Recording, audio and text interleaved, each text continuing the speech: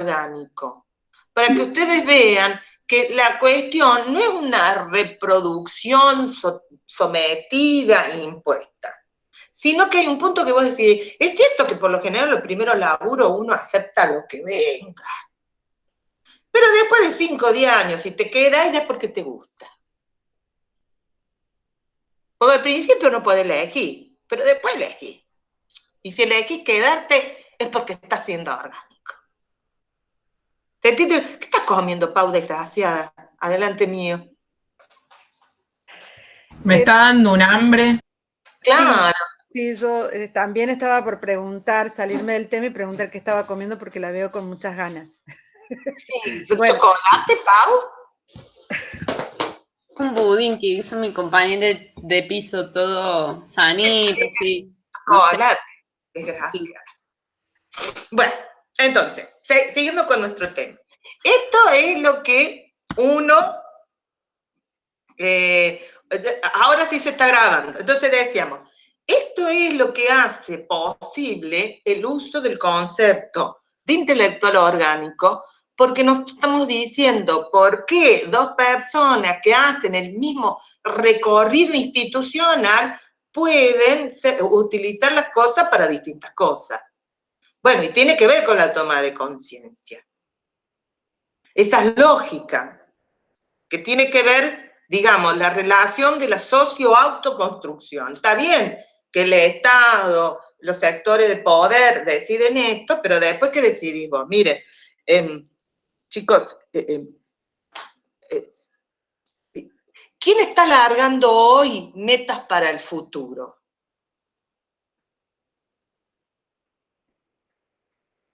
¿Nunca escucharon hablar de George Soros? Soros tiene una de estas hermosas fundaciones filántropas que pone un montón de la ONU, no, ojalá fuera la ONU, Michael.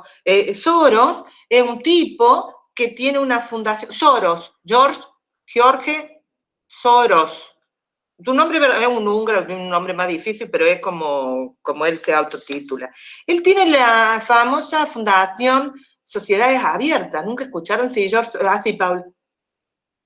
Él tiene la de las sociedades abiertas, ¿no? Y el tipo defiende todos los proyectos de los CARES, o sea, la diferencia de género, el aborto. Y vos decís, yo estoy de acuerdo. Y pone plata en gobiernos emergentes, como el argentino, y pone plata y compra deudas externas y dice, tienen que respetar los derechos de los multigéneros, del aborto, pero él pone la clínica abortera. Él recupera esa plata. Él es uno de los que sostiene que el último año de secundario tiene que ser con pasantías. Porque de esa manera se asegura que los jóvenes brillantes lo incorporen en las empresas. Lean las propuestas de las sociedades filantrópicas, chicos. Es cuando ustedes comen las galletitas Gramix. ¿Alguno conoce las Gramix? Bueno, y cuando vos comes las galletitas Gramix, me alegra que se toque el tema será el tema, gracias. Cuando ustedes comen galletas Grammy, vean bien abajo y van a ver que le están dando plata a la iglesia evangélica. ¿Y ustedes comen avena Quaker? ¿Quiénes son los cuáqueros? Los cuáqueros. Los amigos, la comunidad de los amigos ingleses. ¿Quién? ¿Los cuáqueros? No, los cuáqueros son ingleses, norteamericanos. Claro. Norteamericanos son. ¿No arrancan en Inglaterra? No, pero tienen que escapar de ahí. Están todos instalados en la zona de los Grandes Lagos, casi la frontera con Canadá. Su capital de la producción agrícola es Orchard Park. Lo sé porque mi cuñado trabajó ahí, mi sobrino fue a una escuela cuáquer, así que me tuve que estudiar toda la historia cuáquer. Cerca de Buffalo, cuya cocina es las alitas de pollo, las chicken wings, las 60 alzan, 18 grados bajo cero, un frío, bueno, no importa, tenían una pista de esquí adentro de la escuela, estos cuáqueros. Y la escuela es usada a la mañana, a las 9, da la misa a los metodistas, a las 10 los católicos, a las 11 los cuáqueros, y después todos juntos se quedan a almorzar. No tengo ni idea los manejos que hay. Bueno, no importa eso, pero digo, estamos comprándole a ellos, no a otros. ¿Dejas de comer galletas? No, no es así, no va a dejar de comer galletas. Bueno, traten de no comprar menos mal que no pueden comprar diamantes, pues son todos de sangre, con las minas sudafricanas terribles, digo, pero sin embargo usamos los celulares. ¿Ustedes saben cómo se mata gente por el litio? Digo, no es que, yo lo que estoy diciendo, no estoy diciendo tenemos que hacer un boicot, no estoy hablando de las grandes conspiraciones internacionales, no estoy hablando de eso, ¿no? Porque no soy un extremista fundamentalista. Pero estoy diciendo que cuando los fundamentalistas se acercan, a mi opinión, es porque un interés tiene. ¿Podemos compartir el camino un momento? ¿Cuánto me comprometo? O sea, el tema es cuánto consciente estoy de esto. Porque lo cierto es que las nuevas formas de laburo van a hacer que los que no estén metidos con estos sistemas, vamos a quedar analfabetos y vamos a ser excluidos. Entonces, enseñarle hay que enseñarle. Sí, Cari. Eda, te quería preguntar. Nosotras que venimos de una pedagogía más o menos parecida, no sé, no queremos hablar de la edad, pero bueno, más o menos debemos tener cerca de la misma edad. A nosotras, a nuestras generaciones, nos formatearon en la cabeza justamente para no cuestionar muy mucho, para no pensar muy mucho y para adentrarnos en los modelos que ya estaban armados.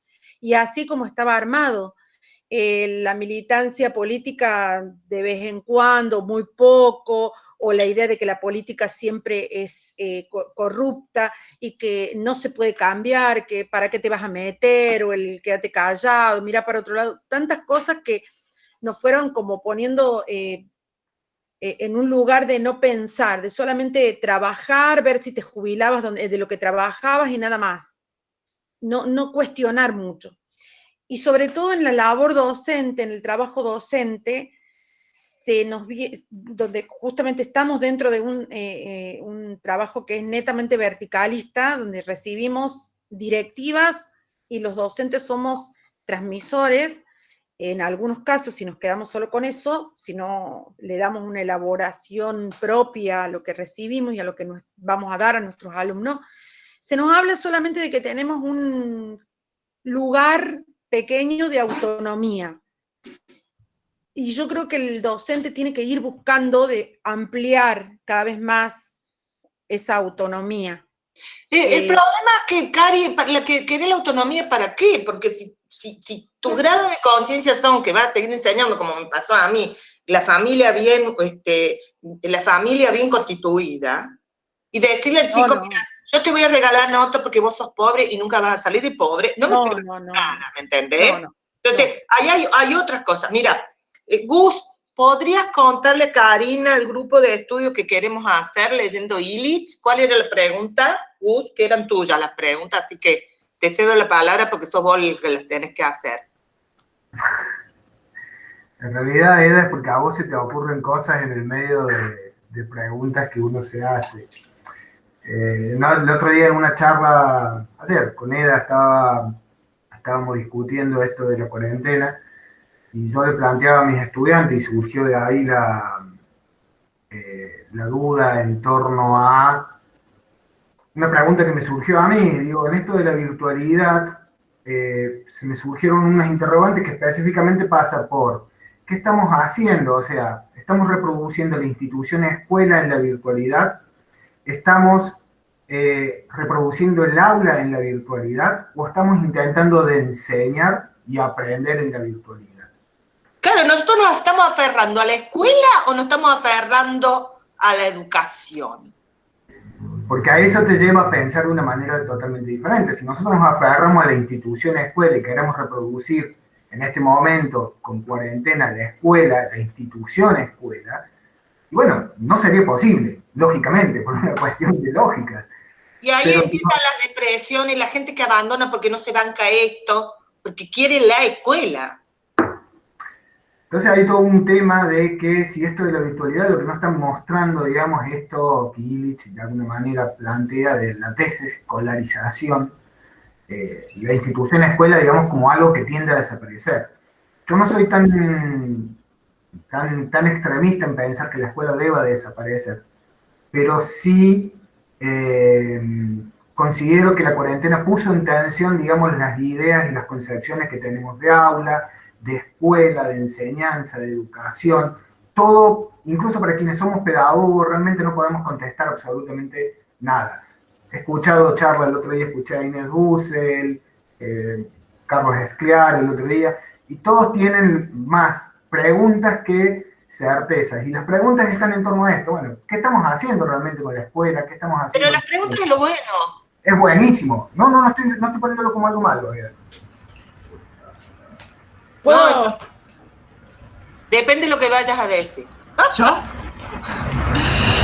No, me parece que de hecho también es algo que nos cuestionamos quienes estamos del lado de estudiantes y que nos parece también que es o sea, por lo menos a mi lectura, es que es fantástico que muchos profesionales que ya tenían como cierta constitución en su profesionalidad docente o maestro, profesor, ahora se tengan que hacer un montón de cuestionamientos y preguntas que nosotros desde el lado más como de estudiantes, desde un pensamiento, de una posición más crítica, tratamos de que se hagan y que ahora de repente con una situación que nos excede a todos por completo, ves que hay un cuestionamiento de su parte porque definitivamente o te cuestionas algo o morís en el proceso, digamos, no morir en el sentido literal, pero sí necesitas tú una reestructuración en tu profesionalización y quienes estamos desde este lado lo vemos como un proceso súper interesante y que yo no sé si hubiera pasado si no se hubiera dado una crisis de tal magnitud. Yo te voy a contestar lo que mismo que te enseño en el proceso de iniciación de la acumulación de la riqueza capitalista. El capitalismo ya existía. El oro y la plata de América solo aceleró el proceso. ¿Sí? No se produce nada cuyas bases ya no estén dadas. Esa es la contradiccionista. Que acelera el proceso y depende hasta lo que uno entiende el concepto de aceleración. Porque lo que yo no sé es que si terminado esto la gente no se va a aferrar por algo que no me acuerdo quién lo escribió, disculpen que no me acuerdo, porque voy leyendo y voy escuchando, es esto del lugar de contención de la escuela. Por supuesto, porque la escuela es un mundo de relaciones sociales. ¿Por qué las maestras sueñan con ser empleados de las escuelas públicas, pero mandan a sus hijos a las escuelas privadas? ¿No? Porque lo que se están dando no es asegurando una buena educación, porque las escuelas públicas tienen excelente educación, sino que se aseguran el mundo de las relaciones sociales. O sea, se aseguran el compañerito del banco. ¿Sí? María Celeste está peleando con todo el mundo. Pobre las maestras, déjate joder con todo lo que hace. Bueno, digo. Pero es una pregunta muy válida esa que acabas de hacer. ¿Por qué una docente que trabaja para la escuela pública manda a sus propios hijos a una escuela privada? ¿Por qué? ¿Y por qué son las relaciones sociales? Bueno, porque entonces, no es lo mismo juntar claro, a tu hijo con el chico de la villa que con la posibilidad que tu hijo se conecte con alguien que tenga una empresa y que termine siendo, por ser amigo del dueño de la empresa, entrando a la empresa. Claro. No, es la socialización, porque la educación va en síncresis la socialización. ¿Cómo sería la socialización en este mundo cibernético? Y hoy cuando hablamos de contención en la escuela, esa palabra contención en la escuela, ¿de qué estamos hablando? Bueno, no importa, porque la pregunta es si la escuela estaba preparada para eso o tendría que haber centros socioeducativos. Entonces, en el centro socioeducativo metes al psicólogo, al trabajador social, al psicopedagogo, al profesor de lengua, de discapacidad, bla, bla, bla, bla. ¿Me entendés? O sea, bueno, pero estas son las cosas que el Estado tiene que pensar. Digo, volvamos de nuevo, porque si no, nos vamos al tema. Esto es interesante. Ya te voy a decir, Marco, cuando cuando nos juntamos con Illich, estamos leyendo Illich, y está el Descolonización, capítulo 2, 3 y 4 para tu información. Bueno, eso es lo que tenemos que leer. Todavía no acordamos la semana que viene cuando nos juntamos. Entonces, yo les decía, por eso me interesaba que ustedes entendieran la lógica de las necesidades del Estado con esta lógica de intelectual orgánico, porque justamente nosotros tenemos la costumbre de decir que la educación es reproductora, y lo decimos con una hazaña y una bronca, menospreciando lo que hace la escuela. Y cuando uno dice reproductora, no está diciendo que es reproductora. Estoy leyendo lo que escribe Michael sobre el desarrollo de la educación sustentable. Sí, bueno, son todo de estas sociedades filantrópicas, chicos, que después van a ganar un montón de dinero con eso. O sea, es así. La pobreza da mucha plata, porque no tengo ni idea. Por eso necesitamos tantos pobres, porque da mucha plata. Bueno, entonces, yo les decía, cuando uno dice que la educación reproduce, ustedes tienen que salir del esquema reproductor fosilizado que impuso el reproductivismo al suberiano de la izquierda. Sí, también quiero decirme, porque me hago cargo de lo que mis líneas de pensamiento han hecho mal, de creer que todo es abajo, de arriba para abajo, todo es impuesto, ¿me entendés? Y que nosotros no tenemos movilidad, ¿no? Estamos diciendo que el proceso hegemónico también nosotros. Entonces, cuando la sociedad está en conflicto, la educación transmite esa conflictividad. La educación, cuando reproduce, no solamente repone un supuesto orden impuesto desde arriba, porque los órdenes no solamente se imponen desde arriba, no solamente con fuerza coercitiva, sino también con cohesiones ideológicas. Insisto en OSLAC. A ver, insisto en OSLAC. ¿Sí? Si no entienden el OSLAC y este sentido de territorio y población, aparato burocrático, aparato de coerción, sentido de pertenencia, no entienden cómo va de la marcha la educación y las institucionalizaciones educativas. Y en eso, el concepto de intelectual orgánico funciona absolutamente para entender la lógica, porque dos sujetos saliendo del mismo trayecto pueden tomar caminos distintos. Un ejemplo claro es la vida de Mahatma Gandhi. ¿Alguien conoce algo de Mahatma Gandhi? Porque lo nombran todo el tiempo, bueno, todo el mundo lo pone de ejemplo. ¿Saben algo de la vida de él? ¿Qué me pueden decir, pelado? ¿Cómo? Michael, un poquito más respeto. Pero bueno, ¿quién era el pelado este? Yo escuché una vez he escuchado una anécdota acerca de él, que cuando él estudiaba había un profesor que lo tenía muy, muy en contra, y se encontraban solían debatir mucho, y lo encontraba en el comedor del lugar donde estudiaban, que no me voy a acordar cuál era. Y el profesor, Mahatma se sentó al lado del profesor, y el profesor le dijo, ¿no ve que acá comen? Como que le dijo que comían los superiores.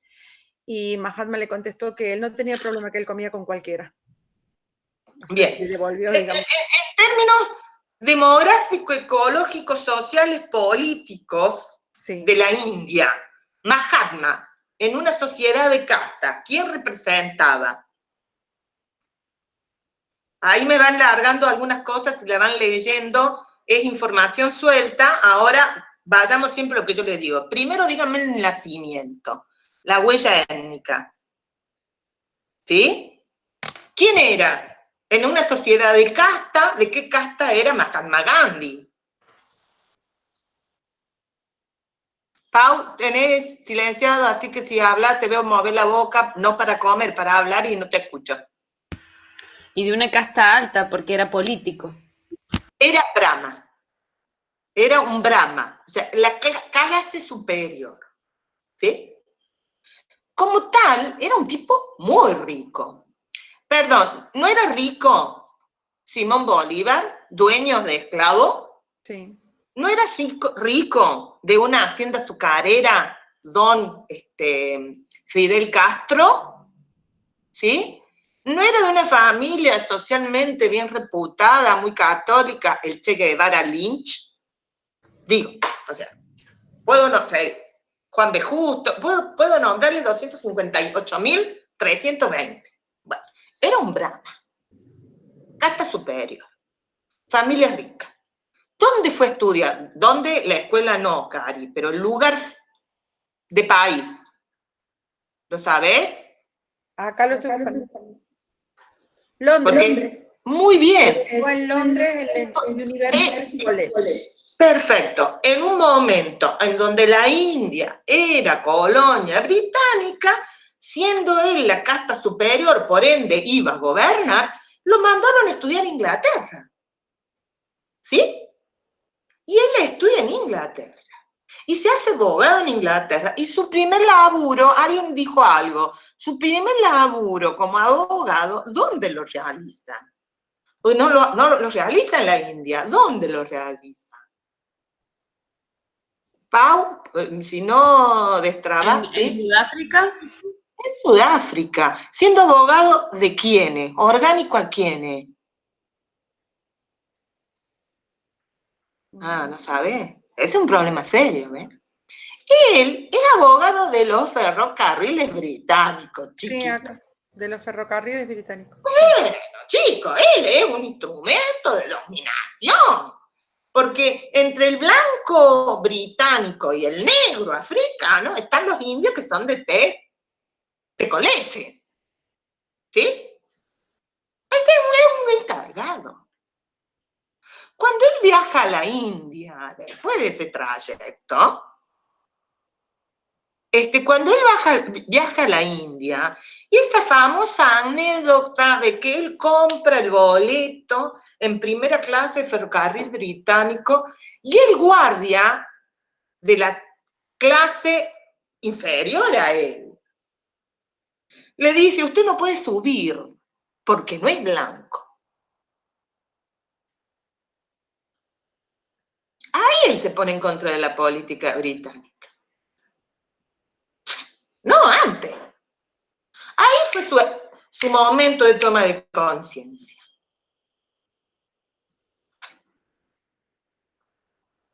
Ah, entonces no es lo mismo como te cuentan. Ya no le gustó más. Por supuesto. Por supuesto. Bueno, pero estas son las cosas. No sabés lo que en la vida te despierta, como esto decíamos, la cuarentena hoy, las cosas que nos permite discutir. Bueno, el tema es que sirve, pero lo que yo voy es que estoy discutiendo con ustedes por qué cuando utilizan la educación y reproducción lo están diciendo con una perspectiva negativa. La educación es ciertamente reproduce, pero reproduce de todo. De todo. ¿Sí?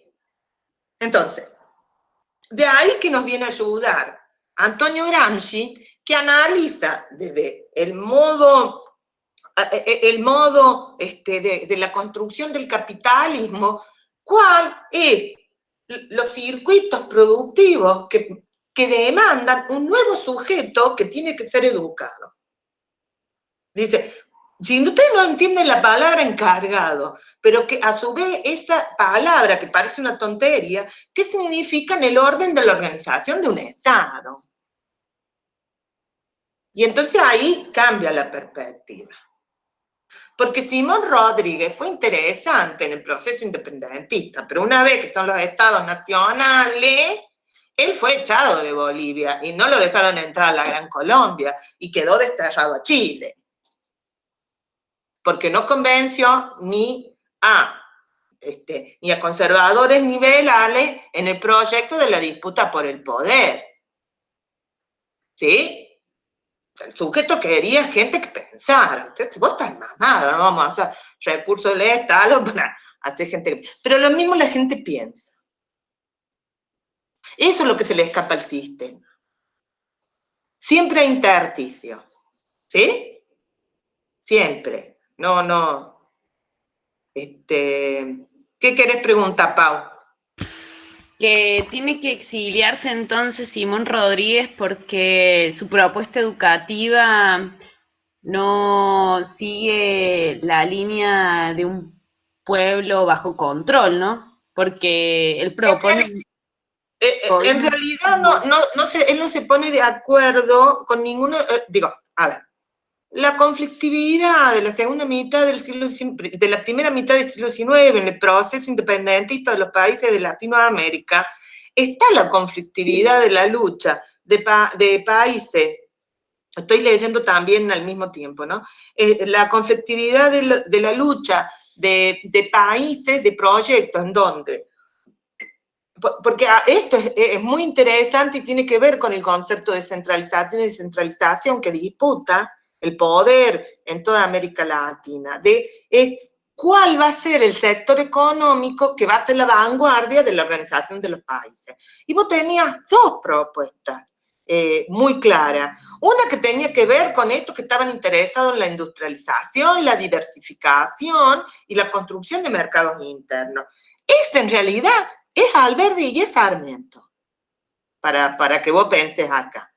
Pero otros estaban ligados a los mercados compradores de los que llevaban la punta del proceso industrial y era lo que definían en cada región qué se iba a producir. El modelo de lo que se llama la monoproducción for export. ¿Se acuerdan de esa canción del sistema, el cinturón cósmico del sur? Vuelo a esta región, dame. Bueno, ¿a qué se canta? ¿Cómo se representan los países? Cobre mineral para Chile, estaño para Bolivia. O sea, nosotros hasta cantamos la dignidad de nuestras monoproducciones. Sí, vuelvo a caminar por la cintura cósmica del sur, tenés razón. Bueno, chicos, no soy cantante, menos mal, no me gano la vida con esto. Pero digo, vos sabés que es complicado. La Argentina no fue granero del mundo hasta la, digamos,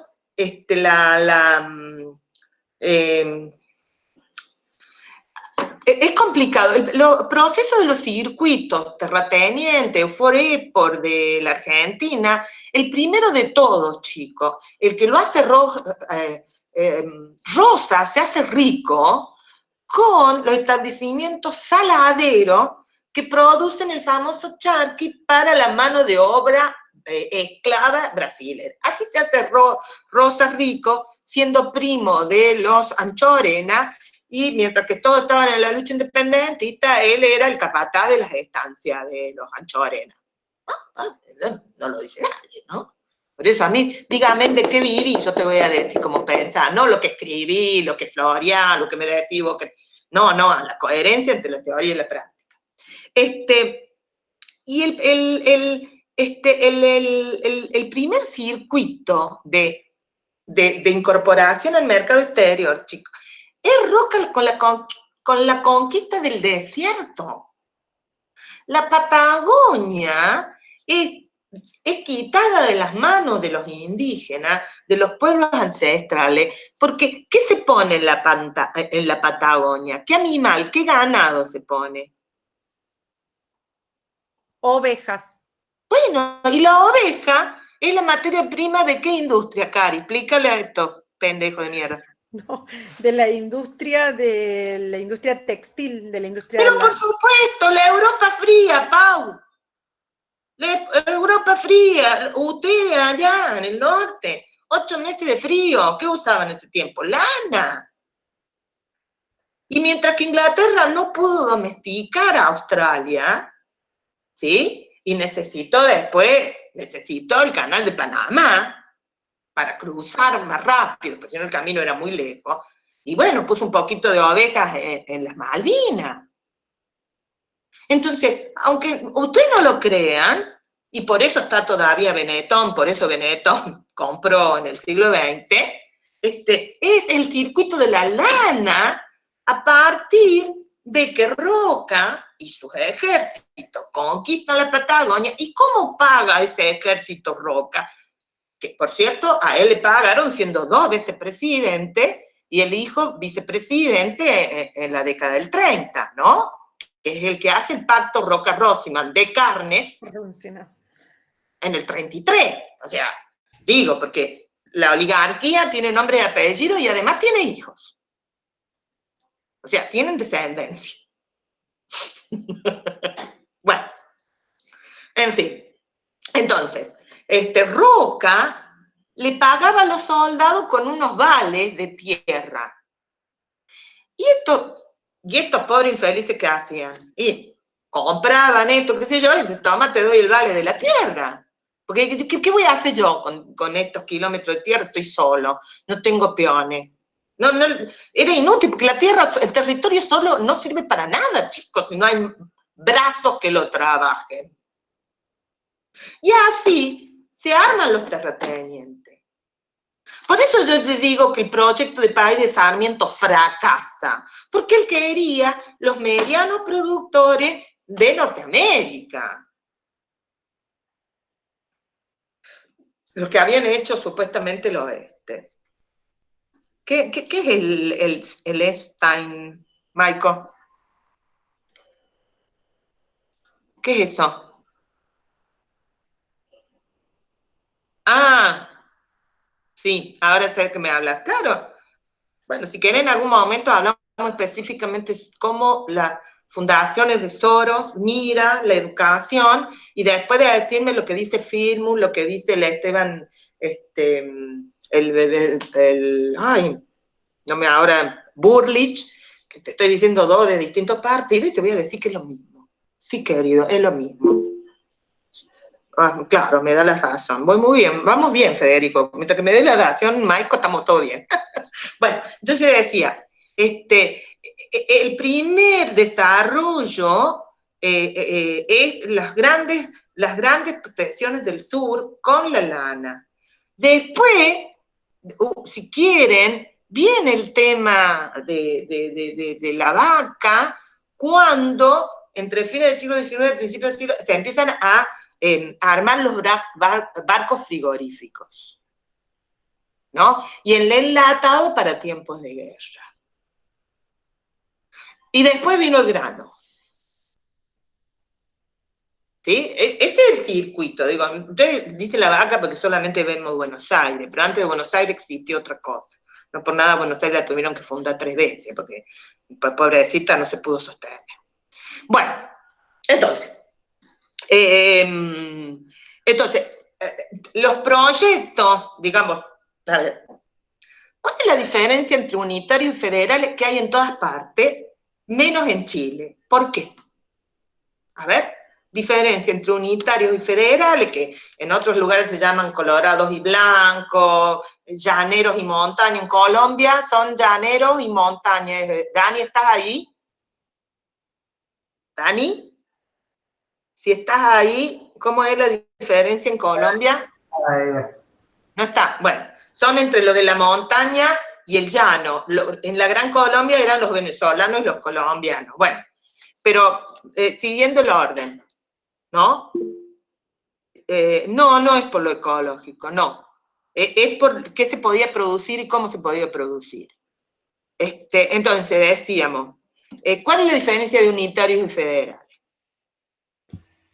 Yo soy unitaria. Siempre nos han enseñado que es malo el unitarismo, pero yo soy unitaria. General Paz, el General Paz, el cordobés General Paz era unitario. ¿Por qué?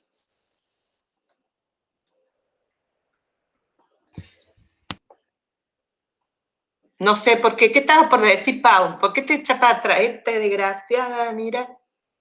Había federales, Cari, también provinciales, sí, algunos, pero ¿cuál es la diferencia? ¿Qué se supone que es un unitario, un federal y un confederado? Así no nos olvidamos de Artigas y Uruguay.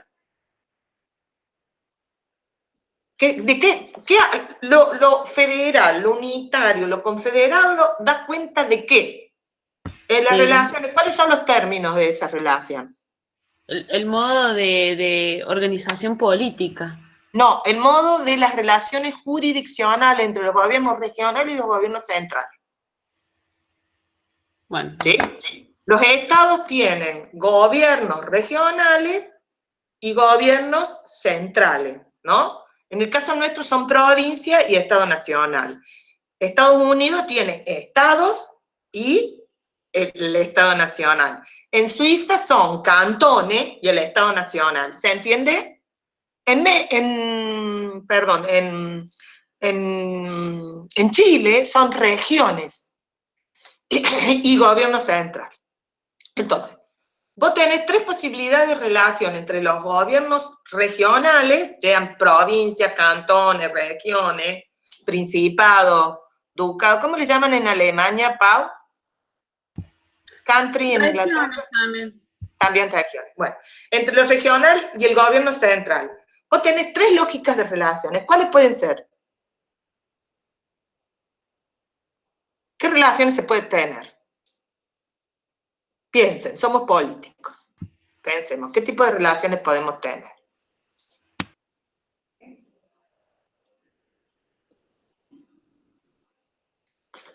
Una relación es que el gobierno central decida, tome todas las decisiones en las relaciones exteriores afuera, condición de estatidad que nos da OSLA, que un Estado es Estado en tanto y cuanto los otros Estados lo reconozcan, y por el otro lado que tomen las decisiones sobre los territorios internos.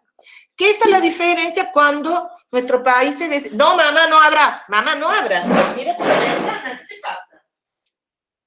Mamá, no. Chica, espera un momento, que tengo dificultades con mi mamá. Mamá, no podés abrir. Bueno, no. Bueno, pero... Mira, la mamá está abriendo la puerta, ¿podés creer? Les presento a María, la mamá de Eda, por si no la conocían. María es un personaje conocidísimo, es muy querido por todos los que habitamos la cátedra de Historia Social porque nos alimenta mucho.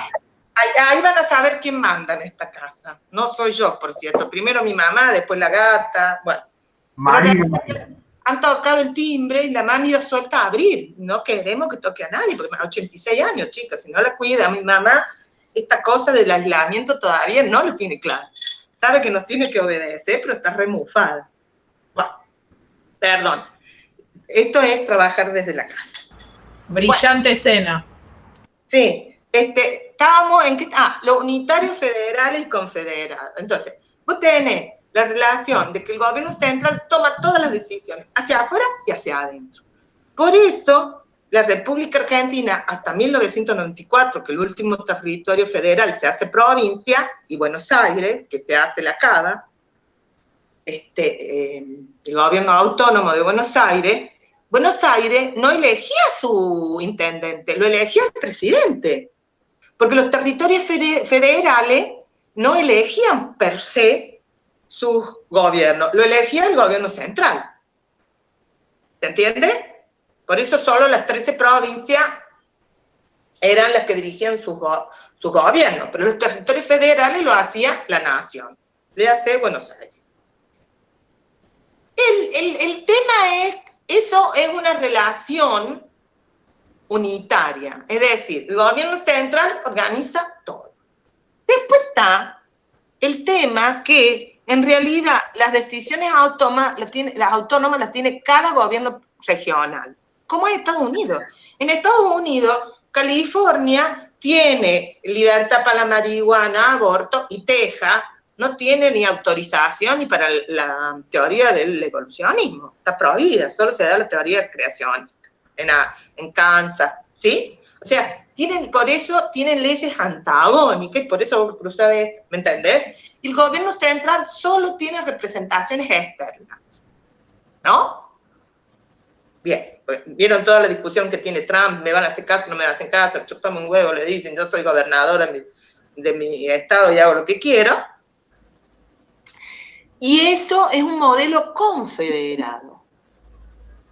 Como tiene México, Brasil no se llama Brasil, se llama Estados Unidos del Brasil, México también, ¿sí? En México, la ciudad autónoma de la ciudad, del Distrito Federal, tiene ley de aborto, y cruzar la calle no hay. Y después tiene el modelo federal, que dice que hay una relación hacia adentro de los gobiernos regionales con los gobiernos nacionales y no se pueden entrar en contradicción. Que es el modelo supuestamente que tenemos nosotros. Ahora, ¿Por qué eran unitarios lo que eran unitarios en el siglo XIX? ¿Y cuál es la diferencia con Chile? ¿Por qué Chile no tuvo esta discusión y organizó el país rápidamente? Porque Y por eso fue un bello, fue un... puertos, También, ¿cómo? tiene muchos puertos y cada región tiene su producción y organiza Pudieron sus sacarla. comercios independientemente de una región a la otra. En cambio, Y Argentina, los mercados internacionales es lo que le piden. claro, ¿Entendés? Pesca al sur, salitre al norte, cobre al medio, ¿se entiende? Por eso Chile pudo rápidamente, liberales y conservadores pudieron negociar. Caso argentino, la aduana. La aduana, chicos, de ahí entraba y salía toda la riqueza. Y el único puerto que teníamos es Buenos Aires. Mira, no monopolistas, pero sí centralizados. Por eso Urquiza, que estaba en Entre Ríos, y tenía que dar salida por el río Paraná, quería la libertad de navegación.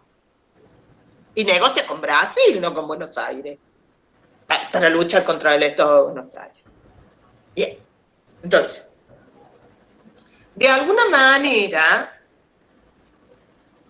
tanto el modelo de monoproducción oligárquico, terrateniente, el modelo de la oligarquía argentina, es un modelo que tenía los sujetos de abajo sometidos a la condición de peonada en nombre de la libertad educativa de los padres para mantener ese sentido del caudillo, ese sentido en donde el sujeto pertenece al patrón y el patrón tiene decisión de vida o muerte. Porque el patrón dice, Urquiza tuvo tantos hijos. No tenían tantos hijos.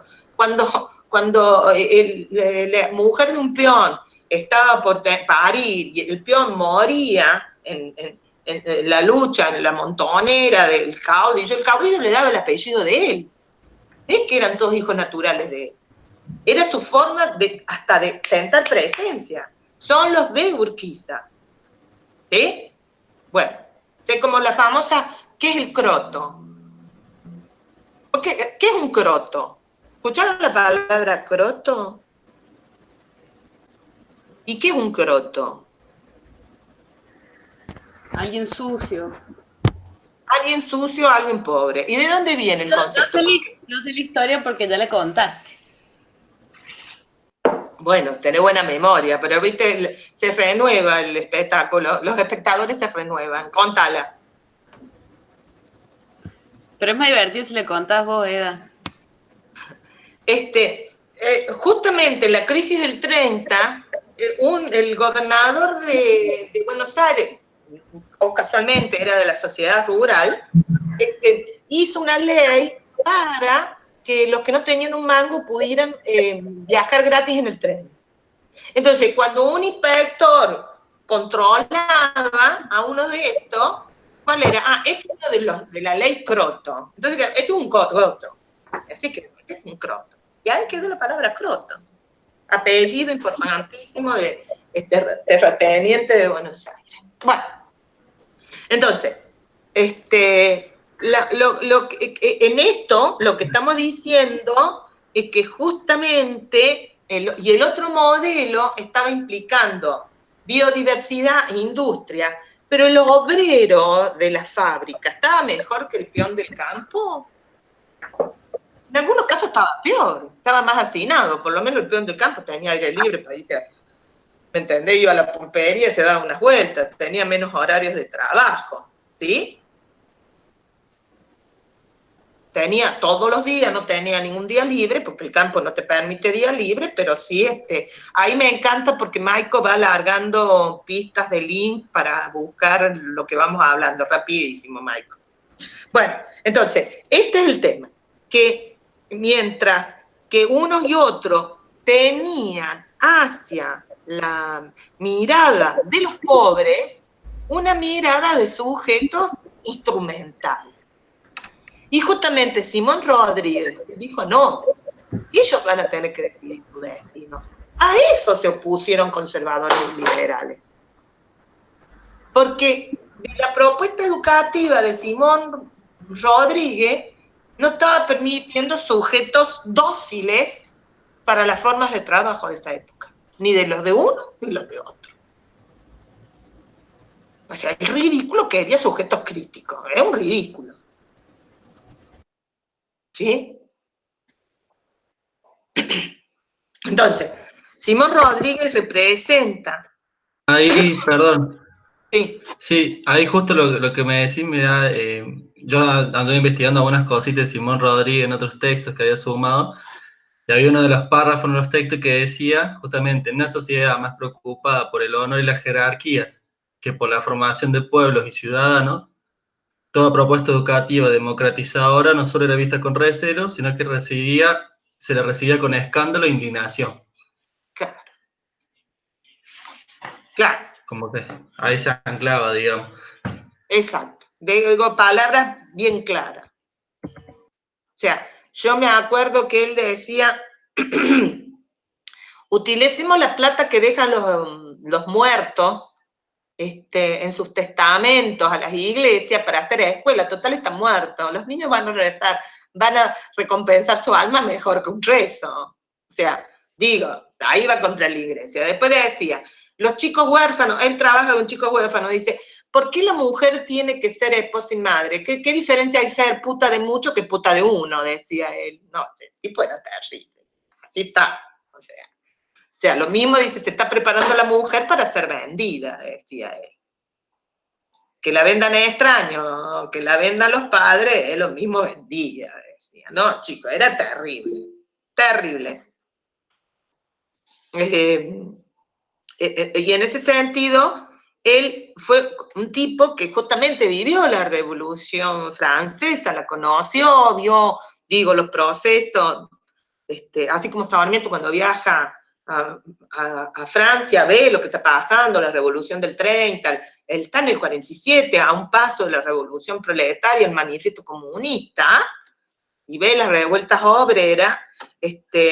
Simón Rodríguez, él ve a Saint-Simon, ve los falasterios de Fourier, es decir, las ideas del socialismo utópico. Lo digo porque la semana que viene, y les aviso, tienen que leer Comte. Y Comte no fue nada más que nada menos que sobrino de Saint-Simon y fue secretario de Saint-Simon.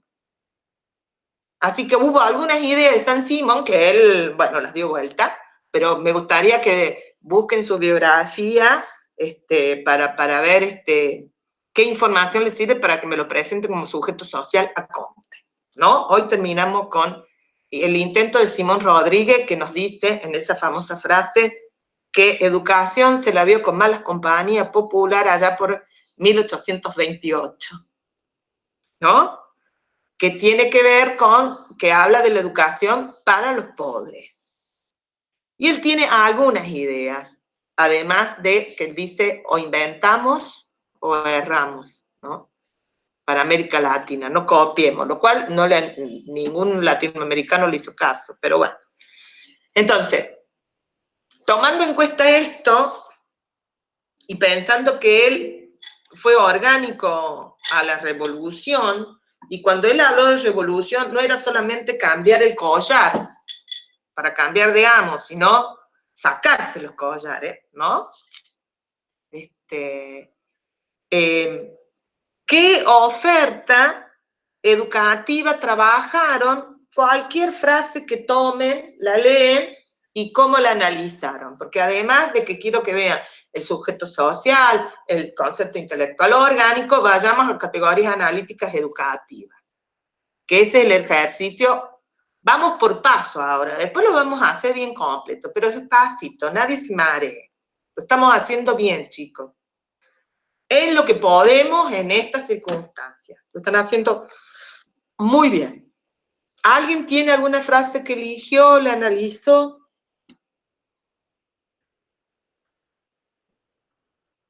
¿O se obsesiona? Hola, buenas. Tomás, danos una. A Sofi también. Hola, Sofi, Hola. veo. ¿Quiero empezar Tomás o...? Más grande.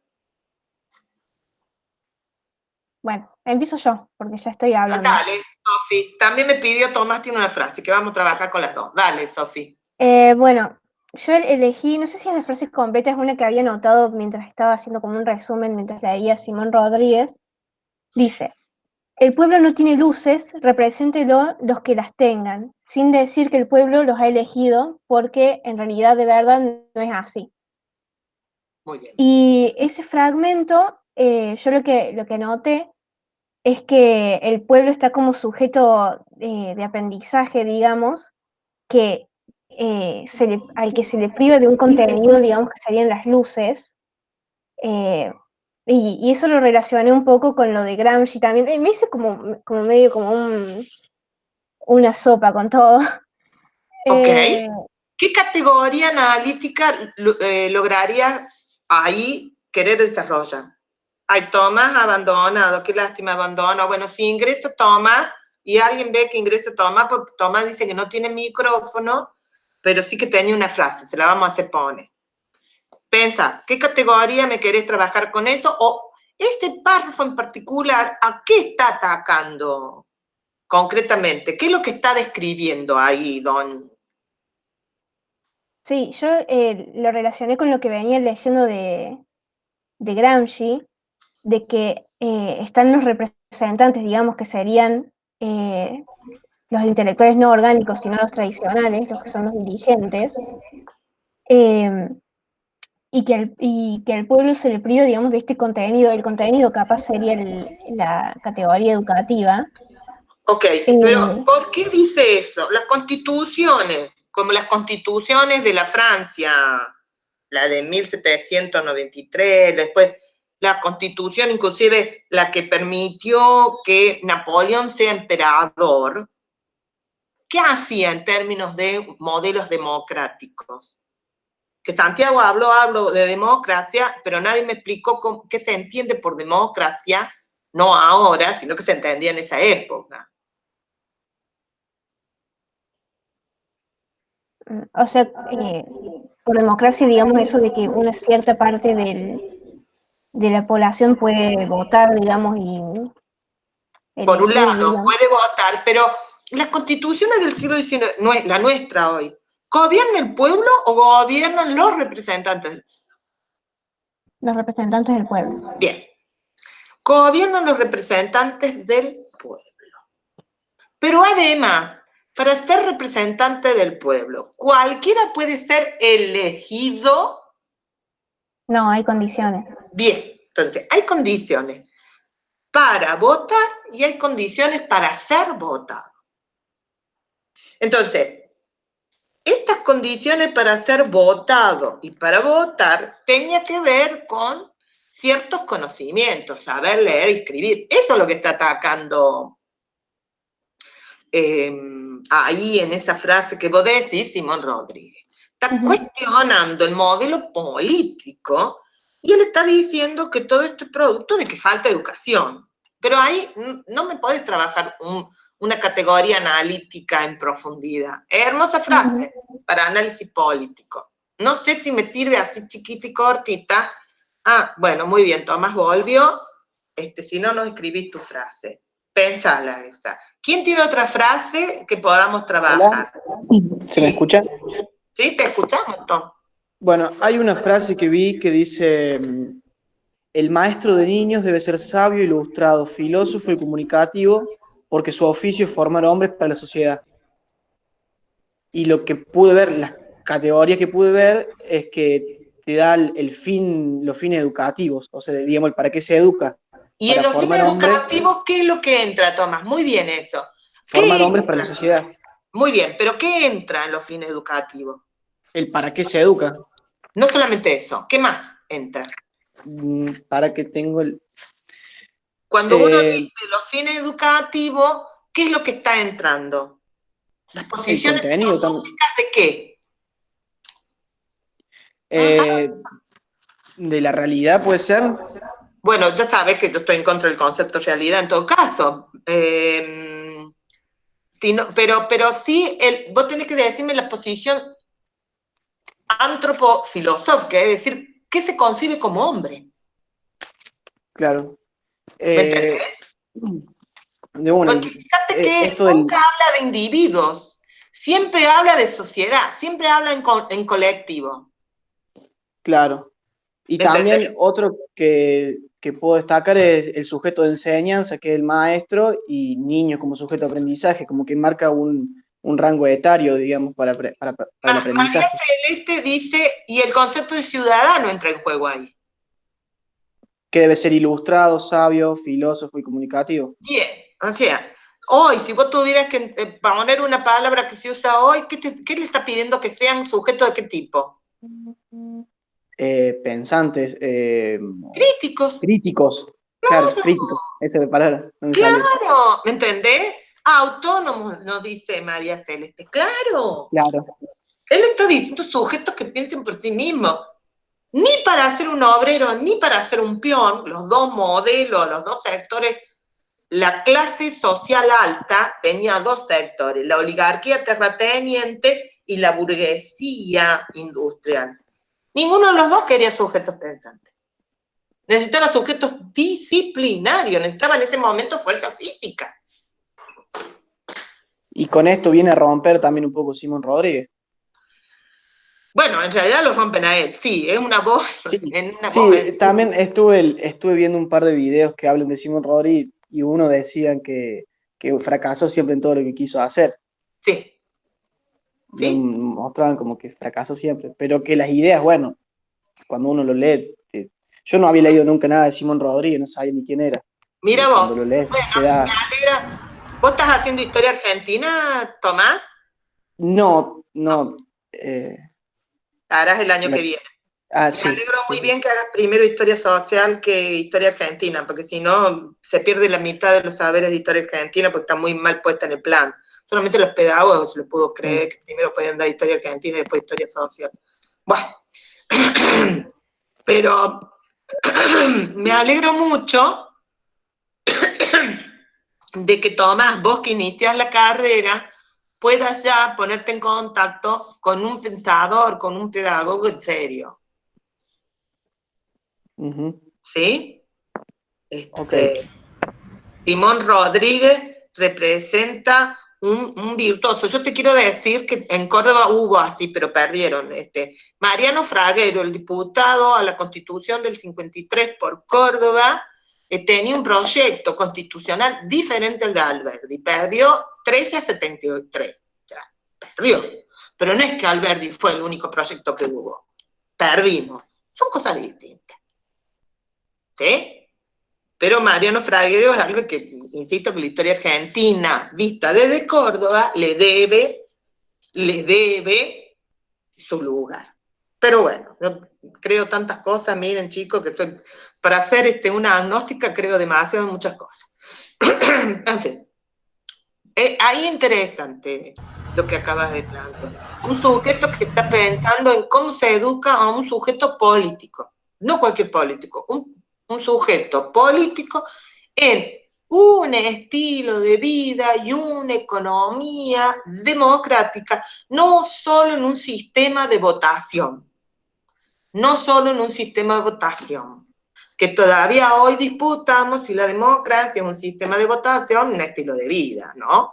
Entonces, no es solamente un planteo para el pasado, sino, como siempre en la educación, las preguntas siempre son actuales, porque bueno, porque educar a los nuevos tenemos que educar. O sea, es así, chicos. Los espectadores siempre se renuevan. Muy bien. Otro que quiera hablar, que haya pensado en otra categoría analítica. Yo, bueno, más que una categoría de educativa, me hizo una frase en realidad que me hizo mucho ruido cuando lo leí y después la intenté hacer dialogar con uno de los núcleos en realidad de la materia, que era esta frase que dice Simón Rodríguez en la página 26, empezar una constitución política en mayúscula, en nombre de Dios Todopoderoso y autor y legislador de las sociedades humanas, y creer que con ese encabezamiento se convierte un pueblo en otro de repente, digamos. Esa yo la leí y me caí de risa, anda como... Claro, y después me metí en internet, digamos, busqué esa constitución que es la de Cúcuta de 1821, una cosa así, y empezaba así realmente. O sea, empezaba en nombre de Dios, todo por eso, la sociedad es como... Claro, él te está diciendo ahí que dejemos la teología por su lado, miremos las cuestiones científicas, la ciencia política te enseña el contrato social de Rousseau. Sí, tal ¿Me cual. entendés? Y yo Dice, pensaba esto en no es un esto de... problema de Dios, esto es un problema de humanos. Claro, y después como en un par de párrafos después dice, una constitución es obra del libre albedrío. Si cada vez que usamos de él debiéramos implorar la ayuda de Dios, todo el tiempo se nos iría en pedir licencia, digamos, de qué podemos hacer. Como que, o sea, es como Bien. en esa acidez, ese sarcasmo, esa ironía que comentaba vos en otras cosas, como que la planteaba así. Y yo pensaba en esto de la institucionalización política, la educativa reflejo de la institucionalización política, digamos, que ahí como que la hacía dialogar. Bueno, no por nada, ustedes piensen que en nuestros países, hasta 1850 en adelante, no hay constitución que resista. Se van cambiando, salvo Chile, se van cambiando siempre las constituciones, porque no se resuelve el conflicto. O sea, el grupo poder no se resuelve. Pero le digo, lo mismo lo resolvieron en ese momento, pero las fuerzas instituyentes fueron cambiando, los procesos económicos también, y nuevos sujetos exigen nuevas cosas. Así que esto no se resuelve nunca. Estos son procesos sociales. ¿Se entiende, Tomás, lo que estoy planteando? Sé que por ahí te sentís perdido, pero es bueno estar perdido. Si fueras No, mujer, sí, se entiende. porque si fueras mujer te diría como mi tío, no sé por qué las mujeres perdidas son las más fáciles de hallar. No, y aparte viene en concordancia lo que decías recién, estuve leyendo, que en un intento de escuela que hizo creo que en Quito, Chuquisaca. bueno, en Chuquisaca, Sí. que lo hizo bilingüe, pero sacó el latín y introdujo el quechua y también sacó la teología que se Exacto. daba. Entonces, como que Era un lo que viene científico, diciendo, un racionalista, sí. lo que decía recién mi compañero, como que él lo lleva a la práctica, digamos. Así es, así es. Bueno, ¿ya te sentís mejor estando acá, aunque a veces estás perdido, Tomás? Sí, sí. Si me puedo amparar en lo que leo, sí. Después hay muchas cosas que no sé, entonces, bueno, por ahí sí me siento Vuelvo medio a perdido. decir que tu Pero cuando lugar algo de no lo que leí, saber, y esto está hecho para que participemos todos. El que más sabe, más puede entregar, pero después no van a ser evaluados en términos del otro, sino de tus propias producciones. Así que en claro, ese sentido, mantener lo que empezaste, que es el camino de la formación académica, Tomás. ¿Qué edad tenés vos? 18. Te odio. No quiero saber nada de vos. Mira, no te quiero ni... Te odio. Te cambio tu edad por mis saberes, porque estos saberes vienen con la edad. ¿Sí? No, me quedo con mi... Muy bien, muy bien. Entonces quédate con el no saber, pero que no te Me produzca quedo con el no saber. Vamos a ir avanzando, ¿de acuerdo? Bueno, Todas las preguntas vienen bien acá. Te ok, odio por la edad, lo gracias. mismo, te quiero decir. Bueno, muy bien. Entonces, ahí teníamos. Y acá Federico, Maico nos dice, con respecto a sujetos actuales, aquí hay, ay, lo perdí. Aquí hay un conversatorio que resulta interesante y nos manda un espacio sobre los sujetos actuales para que les interese. ¿Qué otra categoría analítica, qué otra frase han sentido que les interesa? Porque tomando en cuenta esto que dijo Tomás, ¿qué contenidos educativos podrían ser interesantes? Lu, te escucho. ¿O quién dijo que tengo una? ¿Quién? Celeste, perdón. Sí, te escucho muy bajito, sí. ¿Ahí me escuchás mejor? Dale. Bueno, yo marqué una, para que la tengo acá en el Word, que te la puse ahí en el chat. Las verdaderas ideas sociales no están por formar, sino por poner en práctica. En la página 18, y lo relacioné con el núcleo de la construcción de circuitos educativos desigualitarios, son expresión de las diferencias sociales. Volveme a decir la frase, María. Las verdaderas ideas sociales no están por formar, sino por poner en práctica. Ok. Solo pensé, no sé si está bien, en relación al núcleo de la construcción de circuitos educativos desigualitarios, son expresión de las diferencias sociales, en cuanto a que había visto ahí en la biografía de Rodríguez, habría visto que en realidad él no parte de que son todos, él no piensa que la igualdad es un objetivo, es algo a llegar, sino que él hace, digamos, de esta idea de escuela como que parte desde que son todos iguales. Y lo pone en práctica, decía en la biografía, ¿no? Entonces, esto de pensar pensar en las mujeres, de pensar en los grupos aborígenes. En términos de cogénero, o sea, en términos de género, creen la coeducación de géneros. Claro, le da un pie de condición, dice, es lo mismo una mujer que un hombre. Eso es muy interesante, es una idea, pero está hablando del sujeto educativo, ahí. Claro, justamente del sujeto educativo, eso lo tomé desde que... Ok, esa es la categoría analítico, porque me lo diste unido a nudo. Yo había pedido, el ejercicio era que eligieran un párrafo y utilizaran la categoría analítica educativa. Y después lo relacioné también con el fin de la educación, en cuanto a esa idea que había desarrollado uno de los compañeros, que yo le aporte, no me acuerdo cuál de los chicos era, o chicas, en esto de la finalidad de la escuela y en relación a la escuela con la articulación de la escuela, fábricas, y todo esto pensado para sostener... Escúchame, pero ahí has dicho algo interesante. ¿Cómo tiene que ser una escuela para él? Porque vos decís escuela como si todas fueran lo mismo.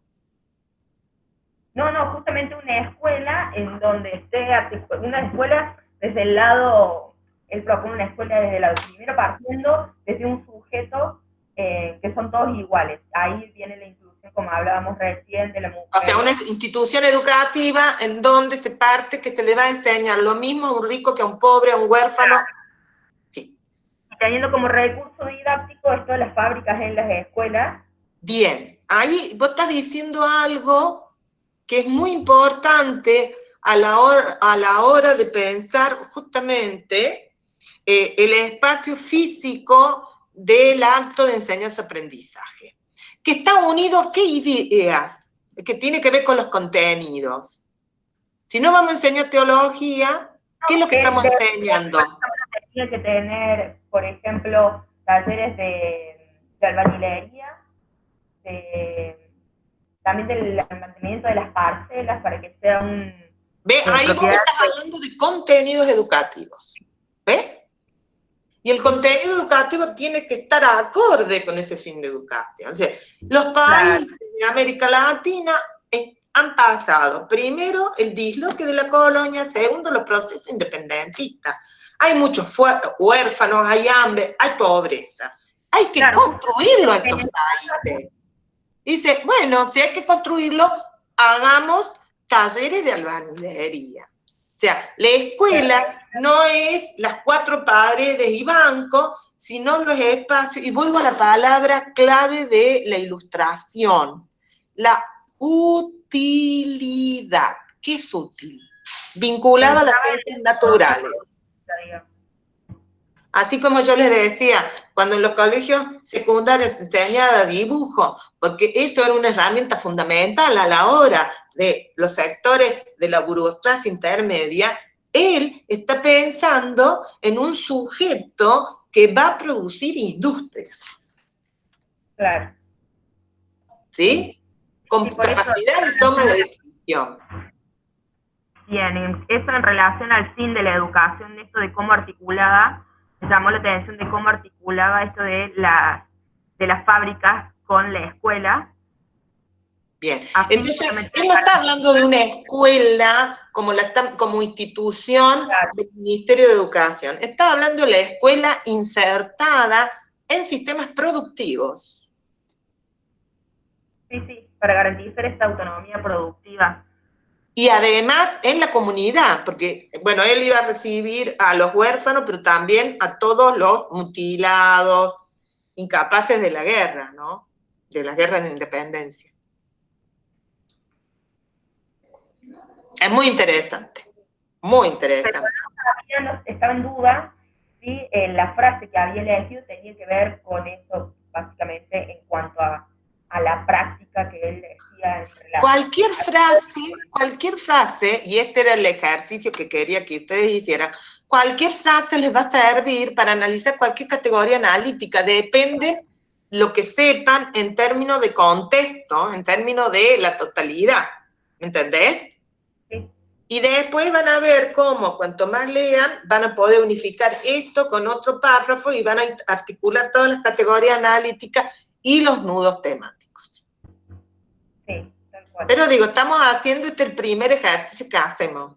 Digo, esto es importante. Entonces, ahora, cuando él habla de educación popular, está hablando de la educación de quiénes. ¿Qué sería lo popular para él ahí? Porque él rechaza el concepto de educación popular. Porque para todos lo popular son los pobres. Claro, lo amplía en realidad.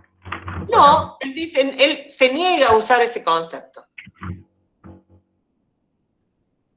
Porque él dice, no podemos dividir la sociedad entre popular y no popular. La buena sociedad, ¿me entendés? Claro, pero él, por eso yo entiendo que lo amplíe, porque él piensa en este saber social, corporal, técnico y científico para desarrollar esta idea de ciudadano. Muy bien, él habla de educación social, tenés razón. La pedagogía social es todo un camino que se utilizó mucho para salir del concepto de educación popular que se apropió el liberalismo. Bien. Porque, entonces, cerrame la idea. Cerramos la idea que en ese momento el concepto de educación popular está siendo tomado por los liberales como bajarle cultura a los pobres ignorantes. Y él se está negando este concepto. Por eso dice que la educación se encuentra con malas compañías con lo popular. ¿Me entendés? Sí, ahora sí lo entendí desde el otro lado, digamos. Claro, los entendiste desde hoy. Yo te quise ubicar en ese momento. Esta es la educación, si se quiere, en Argentina la educación, el quilombo que tiene a Alberdi con Sarmiento. Cuando Sarmiento se niega, cuando Alberdi dice, no, educación no, porque la educación está en manos de la escuela, que está en manos del clero. Yo quiero instrucción. En la instrucción de las cosas sigue esta mirada de utilidad industriosa de la mirada ilustrada. ¿Sí? Sí. Entonces, por eso se niega el concepto. Profe. Sí. Yo tengo una frase, no, me costó un montón, digamos, encontrar, redondear, digamos, más o menos. Es un pedacito de una que es, si los hombres observaran bien la infancia, no se creerían tan superiores a ella en muchos casos. Muy bien, qué buena frase. Porque está referenciando para discutir. Dale. No, por un lado, a quiénes son los sujetos de aprendizaje. Ajá. Y el por qué, porque después en otra frase lo dice. ¿Qué es el sujeto de aprendizaje azul? Niños. No, los niños no existen azul. Bueno, infancia. No, es que ese es el tema. Es que ese es el tema. No existen los niños, como no existimos los viejos. Bueno, un poquito más. Lo que existe son las personas en distintos estadios. Por eso él dice infancia. Dice, agarrémoslo cuando son chiquitos. Cuando son chiquitos. Para continuar la educación. Él es uno de los que no está mirando a los niños, está mirando la infancia, está mirando la niñez. Esto es vital en términos pedagógicos. O sea, trabajemos, tenemos como los niños, hay que ser como los niños. Los niños no hay que enseñar a ser niños, son niños. O sea, la escuela está para que sean niños o lo va a educar, porque la niñez, de promedio medio, 60 años, la niñez son 10 años nomás. ¿Me entendés? Sí. Entonces, es uno de los primeros, uno de los pocos tipos que puede diferenciar la sustantivación, la esencia, de los procesos de transición. Él habla de infancia, no de niño.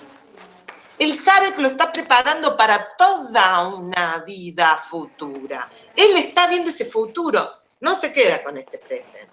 Entonces, esto es una trama importantísimo a la hora de pensar. ¿Por qué soy terrible? No, porque el Marco me dice, Ida, sos terrible. Yo no sé por qué soy terrible. No sé. Te juro que esta vez no lo sé. En serio que no lo sé. Soy inocente esta vez. Entonces, este es el tema. Ahí hay toda una consideración que además pone en juego que dar en la instrucción pública. Y más en un mundo donde vos a los 12 años estás trabajando. Estás trabajando. Famosos los niños de Ayohuma. No es un chiste. Los niños iban a la guerra, chicos, con 12 años. Los propios judíos, el Bar Mitzvah, era justamente la transición a la adultez.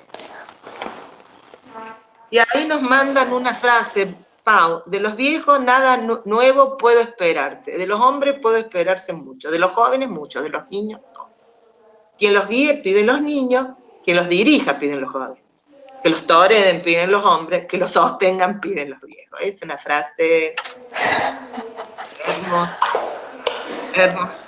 Lástima que mi mamá no quiere que lo sostenga, mi mamá quiere estar ordenando. Bueno, entonces, este es un tema importante que se pone en juego porque vos sabés que el tema de la niñez y quién es este sujeto, es toda una discusión que si vos la ves, nosotros empezamos a hablar de cómo se está mirando la niñez con María Montessori a fines del siglo XIX. Y Simón Rodríguez está a principios del siglo XIX. ¿Me entendés? Es un sujeto que está preguntándose por la niña. Me parece, en ese tipo, súper avanzada, en términos pedagógicos. Digo, una pregunta que se tienen que hacer ustedes hoy.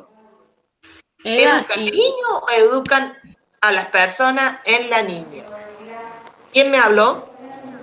Yo te hablé porque yo compartí esa frase por la conversación que estábamos teniendo y me parece interesante que él no solamente, o sea, empieza a trabajar desde el concepto de infancias, sino que él hace como que hace estas etapas y de esa manera de esa diferenciación entre las etapas etarias, como que identifica a cada una de esas personas como un sujeto de aprendizaje, ¿no? Cada persona en cada fase tiene distintas demandas. Las personas son las mismas. Son las fases, vos que necesitas distintas. Sí. Sí. Él tiene una educación para cada fase, para cada planteo, sí. Sí, sí. ¿No? Bueno. Inclusive es un tipo que si a las otras cosas que han leído, él cree que se puede pasar de enseñar a armar una casa y desde la fase del trabajo manual cree básicamente currículas muy paradas de las ciencias naturales, una ciencia natural vinculada a la filosofía, pero totalmente separada de la teología, digamos, y la pedagogía está ahí. ¿Sí? O sea, él se separa física. Muy interesante. Yo creo que tiene mucho de socialista utópico. Yo sinceramente, en términos del concepto de educación colectiva, de tomar a los pobres y no usarlos para que sean empleaditos, sino para ayudarlos a la recuperación, y él tiene un sentido meritocrático del orden de que el mérito, lo que vos vas a ganar, lo vas a ganar en función de lo que haces para la sociedad toda, no lo que logras en tu vida particular. ¿Sí? Tiene una mirada comunitaria. Él no usa el concepto comunismo, pero sí el concepto comunitario. Casi yo les diría que en ese sentido se va a asemejar más a Echeverría con el dogma socialista que él trae desde Europa, también viendo el socialismo utópico. ¿Sí? En ese sentido, digo, para ponerlo, es un poco más joven Echeverría que Simón Rodríguez, una generación que sigue, porque es la generación del 37. Pero un tipo que también cree que no es la institución de escuela la que produce, sino el tiempo de preparación la que hace escuela, y no la obsesión del establecimiento, que es la obsesión de la época. Bueno, eso es lo que yo creo, habiendo estudiado un poco. Pero es interesante. ¿Se entendió la lógica de este ejercicio? ¿Qué creen que estamos haciendo bien? ¿Qué creen que podíamos cambiar? ¿Qué creen que tendríamos que seguir? Antes de pasar a eso, Eda, a mí me gustaría hacerte una pregunta de una frase para ver cómo podríamos, o sea, posibilidades de análisis de esta frase, ¿no? Y está en la página 11 del apartado. Perdón, estaba leyendo algo que mandó Karina sobre el miedo. Perdón, sí te escucho, Pau. Sí. Antes de hacer este análisis de la clase que vos proponías, a mí me gustaría hacer un análisis de una frase de manera conjunta para ver qué posibilidades tenemos de analizarla, ¿no? Ok. No, han tenido todas las posibilidades y todo lo que hagan está bien, porque estamos practicando, ¿sí? Luego, cuando hagan lo que decidan hacer realmente, eso va a tener otra profundidad. Recién ahora estamos haciendo los primeros, algunos con más trayecto y otros con menos, pero todo lo que hacemos está bien, ¿ok, Pau? Acá nada se hace mal. Son intentos. Dale, ahora sí te escucho. ¿Me escucho a vos, Pau? La frase me dijiste que querías. Hacer negocios con la educación es, y bueno, es irónico él acá, ¿no? Pero Sí. diga el lector todo lo malo que pueda, todavía le quedará mucho que decir. Sí. Y como que esta frase, o sea, él está diciendo, con la educación no hay que hacer negocios, ¿no? Entonces, de cierta manera, a mí me está hablando del tipo de escuela que él se está, o sea, de cómo Sacar la palabra escuela y seguir usando el concepto de educación. claro, de cómo tendría que estar organizado un sistema educativo, ¿no? Que tiene que ser gratuito, me parece. O sea, como que no tiene que ser algo con lo cual se pueda comercializar. Bien, tiene que ser público, tiene que ser estatal. Lo estatal no es gratuito, Pau. Lo estatal se paga con los impuestos. No es verdad que es gratuito la Universidad Nacional de Córdoba. Cada una de las familias paga impuestos. ¿Sí? Pero ¿cómo va a pagar? Además, él tiene una propuesta de armar fondos propios para la educación a partir de un impuesto de los muertos, de los testamentos, de las herencias, y que esa plata fuera justamente trabajada como un sistema de, no me sale ahora el concepto, chicos, cuando se arma, fideicomiso. Ahí está. Como las fundaciones tienen. ¿Se entiende?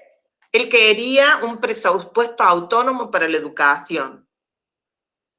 Que no se disputara año tras año cuánto iba a ir a la educación, sino que tuviera autonomía económica. Se lo digo porque no está en la parte del texto que le di, pero bueno, como yo lo sé, se los digo. Él en realidad quería la plata de los conventos. Él decía, hay que cerrar todos los conventos y venderle la tierra al clero. Así imagínate cómo lo odiaron. Y entonces él creía que se podía hacer un presupuesto autónomo. Entonces, como en términos como más estructurales, la categoría que acá estaríamos analizando sería el financiamiento, ¿no? Bueno, yo te diría, yo esa frase podría analizar varias cosas. Primero, el financiamiento probablemente, pero también te está dando cuenta de que él, y ese creo que es el error que él no ve en mis núcleos temáticos, es que él no se da cuenta que para que no fuera un negocio, tendría que estar en una sociedad sin división social. Porque lo que ha hecho el Estado es legitimar las diferencias sociales, no luchar contra ellas. sea, el mismo Estado que hizo el Colegio Alberdi, el mismo Estado que sostiene el Montserrat, es el mismo Estado que no le da recursos ni electricidad a la escuela rancho.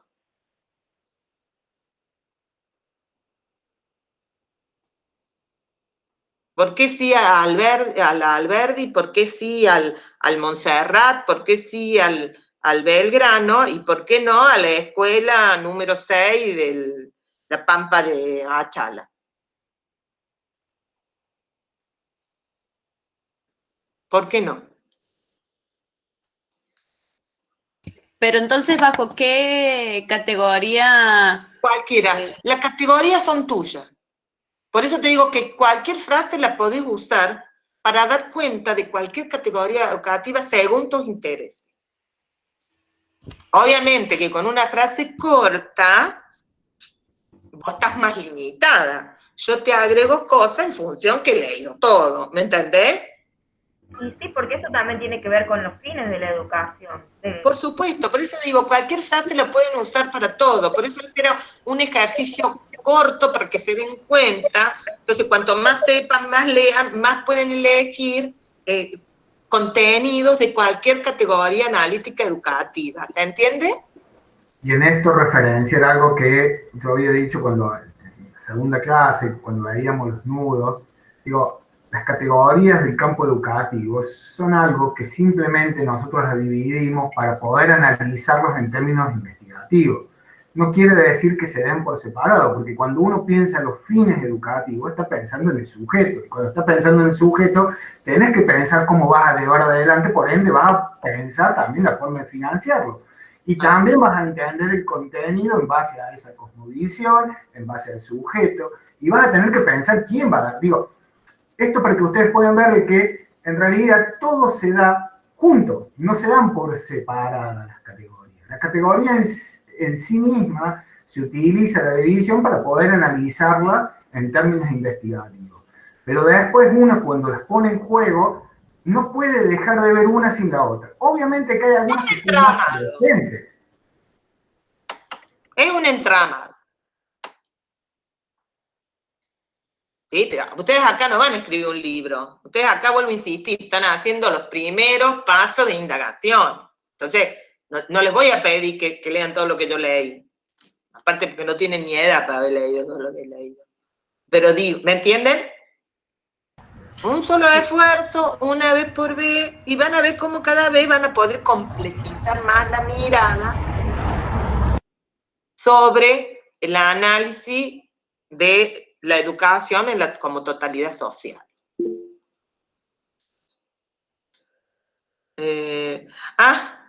Dice, ¿por qué termina siendo ministro de Instrucción Pública? Básicamente porque Bolivia es un estado que se arma por Bolívar. Bolívar le da la independencia a Bolivia y por eso el altiplano decide ponerle el nombre de la República de Bolívar y él pone como presidente a un comandante suyo, a Sucre. Pero a Sucre le exige que reciba a Simón Rodríguez. Pero dura poco. Esta es la verdad. Vuelvo a decir, conservadores y liberales estuvieron de acuerdo para hacerlo sonar a él y a Sucre. También lo hacen sonar con el concepto de la vida, con el concepto de la libre decisión de los pueblos. ¿Edad? Sí. Estaba pensando en esto de cómo ir analizando los textos, que este ejercicio que vamos llevando con Rodríguez, también a mí Gramsci me facilitó un montón, no en términos del trabajo que yo no voy a hacer, sino más bien cuál es la mirada que le voy dando a cada uno de los textos, y Gramsci hace anotaciones con otros teóricos o va relacionando a otras personas, y ese trabajo constante a mí me ayudó como a pensar el desarrollo analítico que tengo que hacer con cada uno de los textos, que me sigue costando horrores y por eso voy súper lento, parezco una tortuga con Gramsci, trato de entender todo, pero ese trabajo de analizar y poder buscar qué es lo que nos está refiriendo cada una de las de los análisis que sí, que vamos haciendo según los textos y qué sociedad nos va mostrando. De repente me dio un montón de interés por la sociedad italiana. Bueno, por eso yo les dije, por eso le di una lectura de Antonio Gramsci, pero en última yo les dije, bueno, seamos instrumentales, ahora solo veamos intelectuales orgánicos. Porque yo opero con esa categoría y quería que la conocieran. Entonces se me entusiasmaron tanto con Antonio Gramsci que pobre Simón Rodríguez me lo dejaron de lado. Y yo digo, Antonio Gramsci lo vamos a tomar de nuevo porque lo vamos a ver disputando una propuesta de educación popular. Esta es la otra que manda, Josefina. Bueno. Que se ve que está tan acostumbrada a que haya poca gente en casa que nos quiere echar todas. Bueno, en fin. Entonces les decía, se me entusiasmaron Antonio Gramsci, yo los felicito, digo, no sé si se dan cuenta que se empoderaron del espacio del seminario. Y esto es muy bueno. Y yo intento seguirlo porque creo que la reeducación del seminario tiene que ver con lo que a ustedes les interesa. He tratado también de como que devolverlos al redil, como las ovejas al matadero, Cari, que recién me pusiste. He tratado, pero se me sublevan, Cari, por la frase que puso Cari. Entonces se me sublevan, pero no está mal, porque eso también es rico a la orden de pensar, es como uno indaga, ¿no? Así que no los puedo criticar. Por eso decía, no están haciendo nada malo y todo lo que hagan está bien, pues son todos intentos, ¿no? Si se pierden más en un autor que otro porque se entusiasman, claro que los entiendo. Si ustedes ven el material de Comte, van a ver que es muy cortito, porque hice una selección porque no lo quiero, pero sí tiene que ver con la palabra popular ahí, cómo aparece el concepto de escuela, cómo aparecen los sujetos sociales, ¿sí? Y para que ustedes lo encuentren. Por eso, es menos cantidad de Comte, pero es más denso, porque hay más totalidad, y esto volverles a preguntar, que no está, lo tienen que buscar, como sujeto social, es un intelectual orgánico, ¿a qué? ¿A qué es intelectual orgánico? ¿A qué Comte, Augusto Comte, es intelectual orgánico? Yo no les mandé la biografía de Comte, porque la pueden encontrar en cualquier lado. ¿Sí? Porque yo ya les hice el ejercicio de que buscaran información, no para saber de memoria, sino para que lo construyan como sujeto social. Y entonces, ahora yo les digo a ustedes, como sujeto social, Comte, orgánico, es intelectual, ¿orgánico a qué? O sea, ves que estoy preguntando lo mismo con otras palabras. ¿Sí? Esa es mi propuesta. Vuelvo a decir, la readecuación del seminario tiene que vivir con la educación en vez del amor en tiempos de cólera, esta es la educación en tiempos de cuarentena. Así que, si sienten que hay algo suelto, si sienten que quieren poner el pie en otro tema, por supuesto que estoy abierta a escucharlos. Y este es el momento.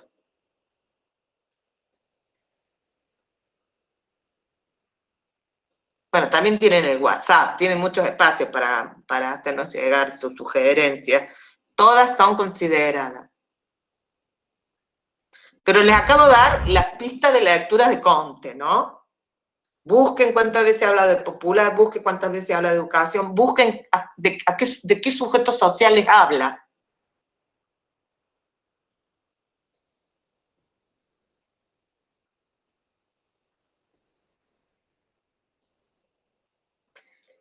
Y siempre ahí ustedes van a ver, como lo que acaban de ver cuando hablan de fines, que cuando hablas del yo que se va a educar o del tú que se va a educar, lo que está atrás siempre es qué sociedad del futuro esperamos. Como diría Michael, tenemos una perspectiva sustentable ¿de qué? ¿Sustentar qué? Porque parece que esto, las economías sustentables, es una cuestión de hoy. La educación siempre ha sido sustentable, pero porque educamos hoy para dentro de 15 años.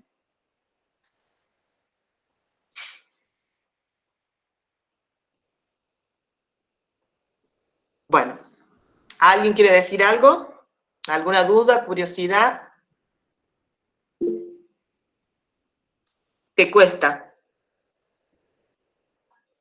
Gramsci les cuesta todo, especialmente vuelvo a insistir, porque no tiene lógica de libro. Él no escribió como libro, como el caso de Simón Rodríguez. Comte escribió libro, ¿sí? Comte son las lecciones, así que está escrito como libro. La lógica no parece, pero esto es importante. Mientras yo tenía este problema de que me podía conectar o no, creo que estaban hablando con Gustavo sobre el tema del método y el contenido. Uno, la estructura del libro parece una cuestión formal, pero es un contenido en sí mismo, que te da una lógica de pensamiento, te da una lógica de reflexión, ¿no? Cuando vos encontrás estos autores que no escriben para libros, sino que son libros hoy en términos de recopilación, a vos te genera también dificultad de entendimiento, ¿no? Porque no es una lógica de un discurso armado, de lo que uno, digamos, nosotros tenemos, bueno, han leído Althusser, ¿no? Las estructuras mentales de Althusser. Uno tiene estructura que hace, que recibe, asimila o rechaza según esta estructura previa de incorporación del conocimiento. El libro para nosotros tiene una lógica.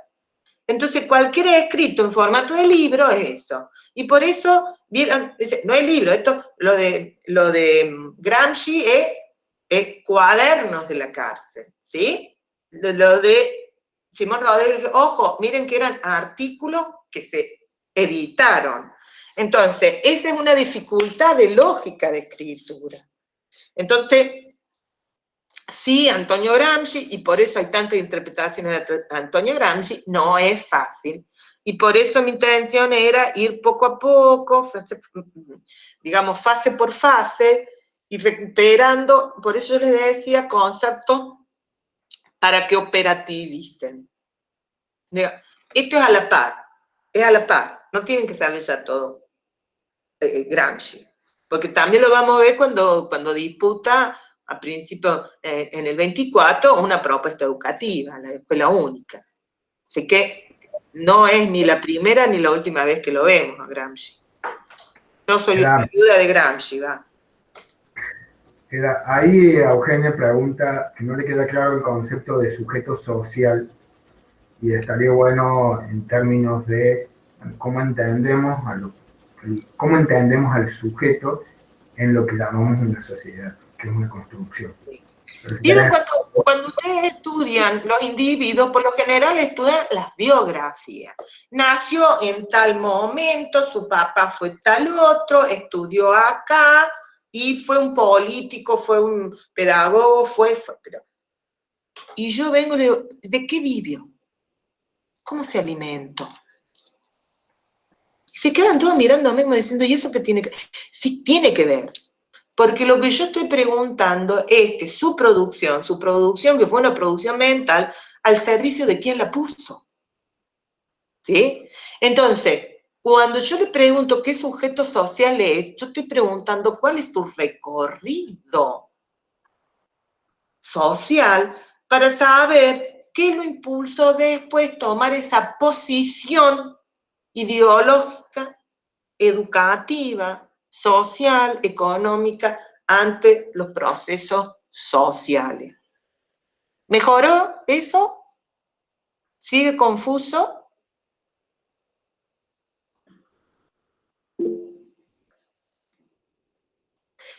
Bueno, efectivamente, desde el materialismo dialéctico siempre trabajamos en condiciones objetivas de producción, ¿sí? Pero, si vos miras el tema de leer la educación en diacronía, que lo tienen como material metodológico, hay una referencia. Esperen que la encuentre. Y yo, en la página 16, un material de García sobre complejidad que dice: lo concreto es concreto por ser un conjunto de múltiples determinaciones, o sea, unidad de la diversidad.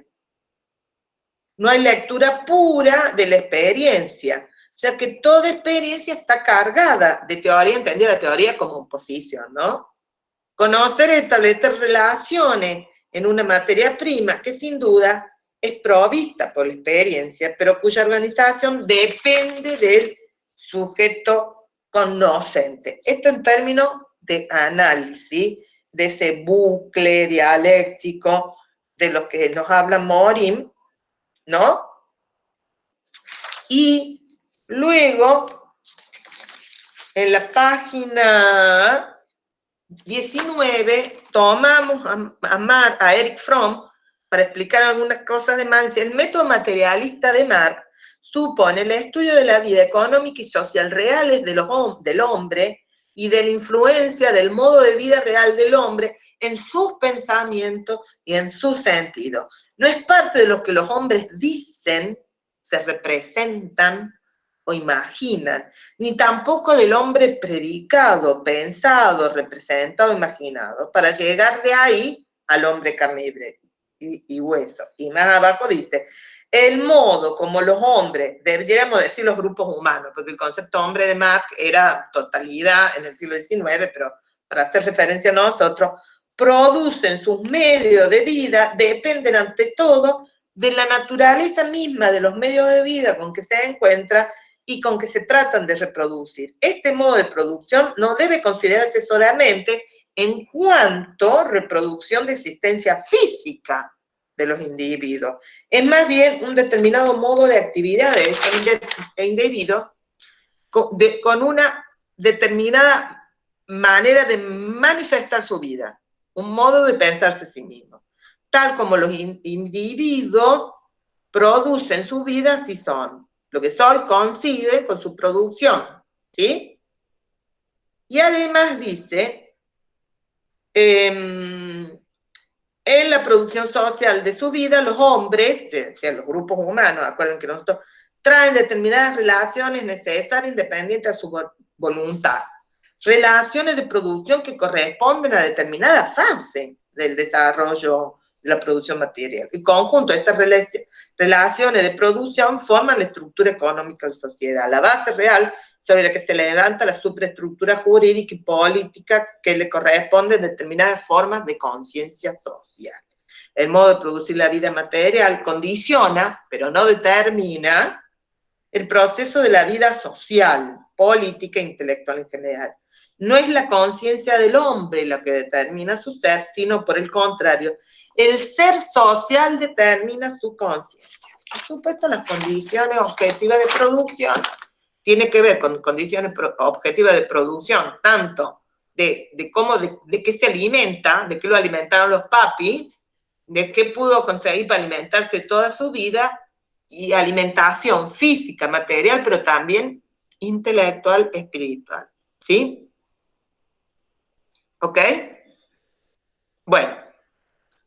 ¿Se entendió? Pues ya estamos retirándonos, ¿no? Entonces, la semana que viene, Kasikansky, si el material insiste con lo de Soros, pero eso es otra cosa, porque es la actualidad. Ahí bueno, me dice no, perdón, me equivoqué entonces. Después hablamos, Michael. Menos mal que te has vuelto, te extrañaba.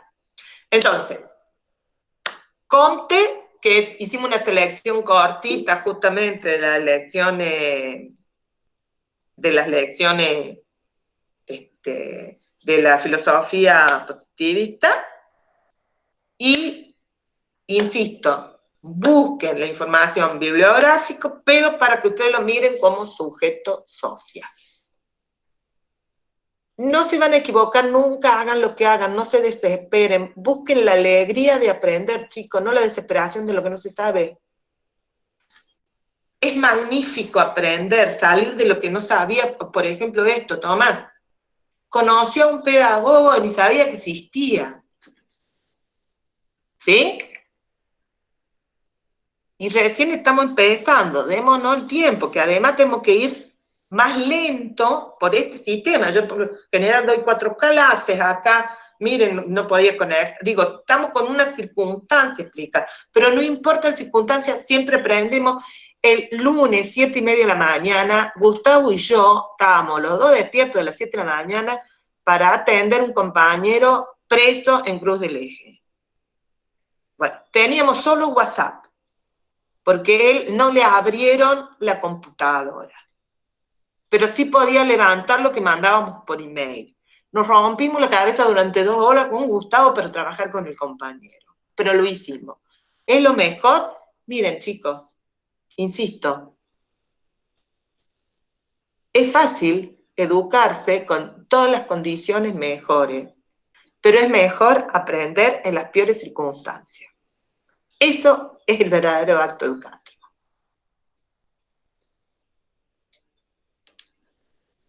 ¿Sí? Entonces, tratemos de seguir avanzando y que todo lo que vemos en el seminario sirva para todas las carreras, digo, para toda la carrera. Cuando vemos esto en intelectuales orgánicos, no sirve solamente para esto. ¿Sí? Bueno, pero, bueno, Luciana, quédate tranquila porque el texto de Comte no es largo. Yo a veces el largo o la cortedad, a veces media página me costó más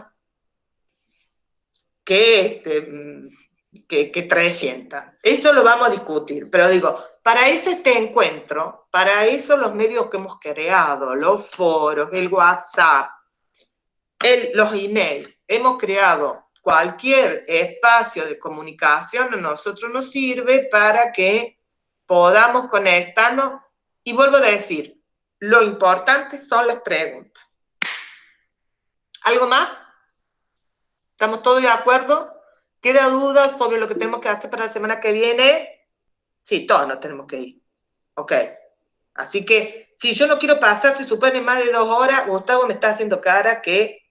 ¡Ah! También tengo reuniones en otras cátedras, o sea, salgo de acá y entro a otras cátedras. No soy exclusividad de historia social. Gus, Maico, ahí está pidiendo que lo entreguen a WhatsApp. Federico Flores. Ok. Bueno. No sé si soy administrador, pero para irle, ya te mando, después le digo a Dani que mande. Dale, cualquier cosa por separado, si tienen algún interés particular, me avisa. Entonces, la semana que viene, Comte. ¿Listo? Pero no hace falta que vean todos los Comte, con una biografía cualquiera lo ven. ¿Ok? Besos. Besos a todos. Listo. Muy bien, me alegro mucho. Paulita, si te quedas y tenés tiempo, sí hablo con vos un rato del tema de los alemanes. Ya no, hablando por WhatsApp. Lo hablamos no por este medio. No, porque yo me voy a otra reunión. Y no podés dejar esto porque necesitas la compu. Entendí. Ay, chicos, si no me hace todas estas cosas el Gustavo, o la Tati, o la Dani, yo... Pau, te lo mando por correo. O sea, podés bueno, nos hablamos por WhatsApp entonces. Ok. Entonces, vemos en otra oportunidad, pero te lo mando por mail. Ok. Besos. Pórtese bien. Bueno, besos. María Eugenia con ganas, ¿no? Sin micrófono. María Eugenia, estás mute. No te escucho, María Eugenia. María Eugenia, si no apretás el micrófono, no te escucho. Eda. Sí. Bueno, ¿te acordás lo que yo te contaba, que no me animaba a sumarme a las clases porque resulta que tengo un loquito que está jugando al Fortnite y que por ahí se enoja? Bueno, por eso lo tengo en mute todo el tiempo. No hay problema. Entonces te escribo por WhatsApp. Me parece bárbaro. No son tan largas. Dale. La intención es hacer menos de 2 horas, pero se apuraron. Digo, me preguntan y yo me entusiasmo. Pero seguimos bien. Dale. Nos seguimos bien, Pau. Dale. Besos. Así le dejamos te el libro agradezco mucho. Y el MET al GU para su otro trabajo. Dale, te agradezco mucho. Adiós. Gus, ¿cómo funciona esta plataforma? O sea, vos has creado esta charla y es por eso que no te podés ir. Exactamente, porque yo mantengo la sala. Lo que pasa es que para crear la sala, en realidad Meet es pago, pero la universidad pagó, o sea, dio usuarios a los docentes, entonces lo podés crear como todos los que tenemos usuarios podemos crear la sala. Ella podría crearlo, lo que pasa es que es demasiado complicado explicarle a ella cómo crear Sí, la no sala. te preocupes, igual hacemos ahí una videollamada y ya está. No, yo porque me preguntaron qué medio estaba usando y yo dije Meet y que estaba bueno y que qué sé yo, pero nada. El Yo problema es pensé el que pago. se creaba así como muy fácil, pero ahora veo con lo que decís que hay que tener Pero usuario. hay uno gratis que es muy bueno, que es Jitsi. Sí, lo conozco. Lo Jitsi conozco. es lo Este estaba mejor. bueno porque te metías desde el link, viste, y no tenés que hacerte usuario ni nada. Pero bueno, nada. Bueno, nada, te dejo. Listo, Muchas Pau. gracias. Nos vemos. Chau, Adiós. chao.